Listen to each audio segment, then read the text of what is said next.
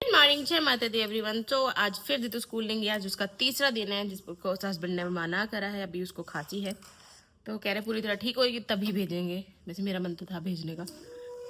Anyways अभी वो सुबह सुबह बैठ के अपनी ड्राइंग कर रहा है। घर की हालत तो आप देख ही सकते हो, कितना बुरा हाल है घर का। मैंने करा है रूम का तो उससे भी ज्यादा बुरा। और आपने फिर पूरी बकेट उड़ेल दी थी टॉयज की।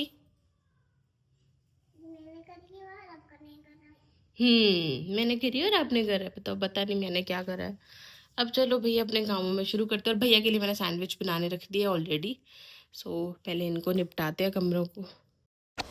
तो सफाई करने के लिए मैं सबसे पहले चली गई थी दीदी ने जहाँ खिलौने बिखेर रखे थे वहीं पे। यहाँ पे मैंने सारे जो मेन पेपर्स हैं जिनमें पूरी पूरी चीज़ें लिखी हुई हैं उनको निकाला और उन सबको सोचा असेंबल करके रख दूँ, क्योंकि ऐसे पड़े पड़े तो ख़राब ही हो रहे हैं। देन उसके बाद दीदी बोलने लगी मम्मा भूख लगी है, तो उसको मैंने उसके मलाई सैंडविचेस बना के दिए। यहाँ पे बोलती मम्मा प्लीज़ 2 मिनट्स फ़ोन दे दो। मैंने कहा बिल्कुल नहीं बेबी, अपना खाना खाओ।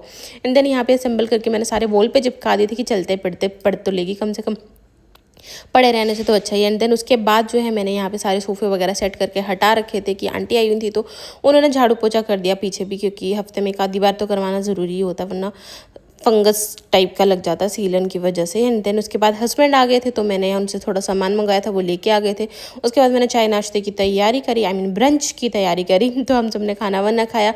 सारे बर्तन वर्तनों को जो है मैंने अच्छे से साफ़ वाफ करा। एंड देन किचन को बिल्कुल क्लीन व्लीन करके हम लोग निकल गए बाहर, क्योंकि हम दीदी को लेके कहीं पे भी नहीं जा रहे। आजकल वो फीवर की वजह से थोड़ी सैड सैड्स भी हो रही है। जैसे हम लोग बाहर निकले, हमारे यहाँ तो बिल्कुल बारिश नहीं हो रही थी।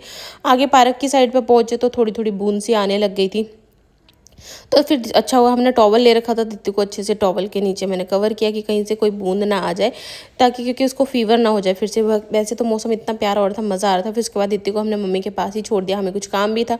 हम दोनों निकल गए वहाँ के लिए। तो स्कूटी मैं चला रही थी, मैंने हस्बैंड को कहा मैं चलाऊँ, तो उन्होंने कहा लो जी चलाओ। तो यहाँ पर मैंने स्कूटी चलाई। उसके बाद मम्मी के घर वापस आए तो मम्मी ने बनाए थे पतरोड़े। हिमाचली को सबको पता है पतरोड़े क्या होते हैं, वो खाए। एंड देन उसके बाद हमने दीदी को लिया और चले गए सीधा डॉक्टर के पास, क्योंकि अभी उसको इतना आराम है नहीं। तो उसकी मेडिसिन रिपीट करवाई और हाँ डॉक्टर के पास गए थे। वहाँ पानी की हालत देखो कितना गंदा भरा हुआ है।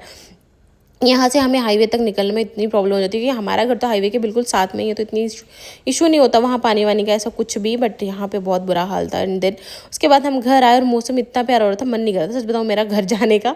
एनीवेज यहाँ पे फिर आके मैंने डिनर की तैयारी शुरू करी। 6:30-7 बज रहे थे आई थिंक।